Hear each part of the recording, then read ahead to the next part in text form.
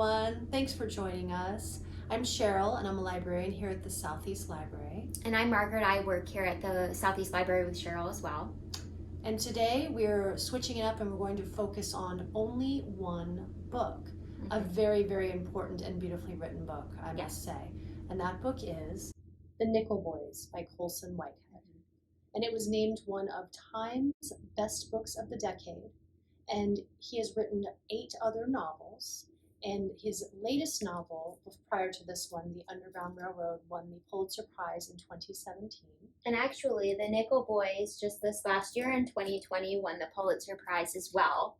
Oh. Which is quite a marked achievement for Colson Whitehead. That's really, really impressive. Mm-hmm.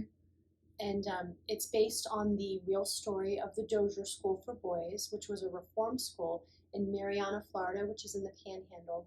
And it operated for an incredible 111 years, from 1900 to 2011. And it was finally had its horrible history exposed by a university conducting an excavation. And they found unmarked graves and discovered stories of abuse and torture and rape and children being beaten. And Colson Whitehead learned about this in 2014, which was when he decided that he would write this book, which is interesting. Yeah, that is very interesting. So just to give you a bit of background about plot, if you'd like to. So one of the interesting things about this book is the main character, Elwood, is spending his youth in Tallahassee, Florida, in a place called Frenchtown, which if you're familiar with the area, I went to Florida State, so I was thinking about that when I was reading the book, and it's pretty much just like north of the campus where Florida State resides. So he's in Frenchtown, and he is growing up there with his grandmother. He's a very bright young Black man. He's inspired by MLK Jr.'s speeches and the changing landscape of that time period. He goes to his first protest.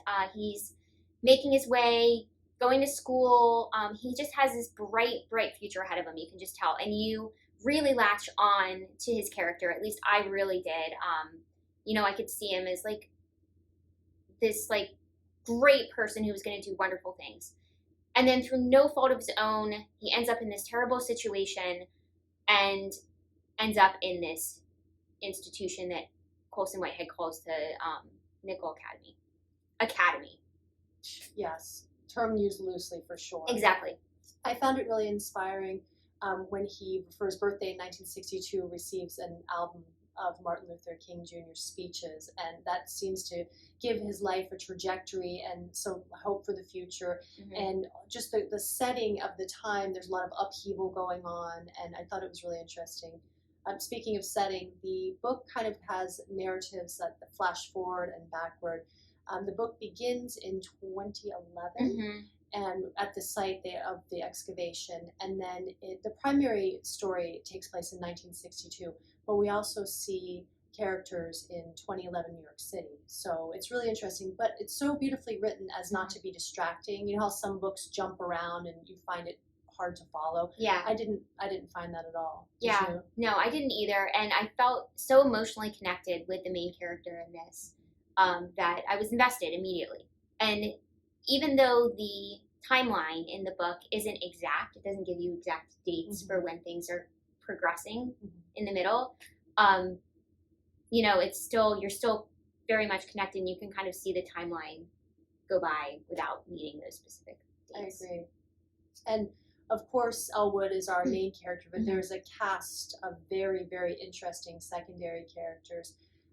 My favorite being the friendship that he develops with Turner, who is in the reformatory, and he adds a little bit of a comedic flair to a very somber mm-hmm. book.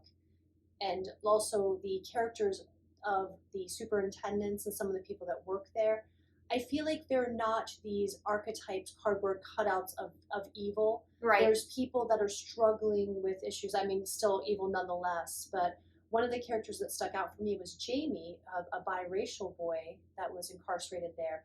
He was part Mexican and part white. Mm-hmm. And it just shows the triviality of the construct of race, because he was continually shuffled back and forth between the black side of camp and the white side of camp because they didn't quite know what to do with them. Right. And that led us to earlier a very interesting discussion of race and how it is a social construct. Definitely. And the way that they can't place him really kind of epitomizes that ideal. And it's fascinating to kind of think about it that way, and that, you know, he can't be boxed in somewhere. He's just, and they shuffle him back and forth. It's just crazy. And it just really speaks to the inherent racism of the reformatory, because there's markedly different treatment of the black children and the white children. So it's the education they receive or lack thereof, the food they get, the amount of work they need to do. But thematically, you're thinking, okay, why do I want to read this book? This is a downer. But there's definite hope. There's kind of this back and forth with hope and despair. There's trauma versus dignity, and the obvious issue of racism. But there is a beautiful quote from the author I'd like to read, if I could, that talks about Elwood and Turner, who developed this deep friendship. So the author described the characters as, quote, two different parts of my personality, with Elwood being the optimistic or hopeful part of me that believes we can make the world a better place if we keep working at it, and Jack Turner, the cynical side that says no, this country is founded on genocide, murder, and slavery, and it will always be that way.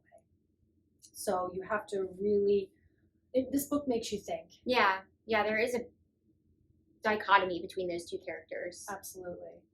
And lest you think that nothing turns out well, we cannot tell you more about the ending. No spoilers here, but there is a definite twist that will leave your jaw hanging open for quite some time. And I mean, there's reason itself to read the book just because it's fantastic writing and content. It is. It's fantastic writing. It's a great novel about the human experience, about the Black experience in this time frame of this, in this moment, in this place, in Florida. You know, that it's set here in this state is very interesting. A great read for Black History Month. Absolutely. And the history of the Dozier School in April of 2017, the state held a formal ceremony apologizing to the families of survivors and for all the abuses at school. And the legislature passed resolutions supporting the apology.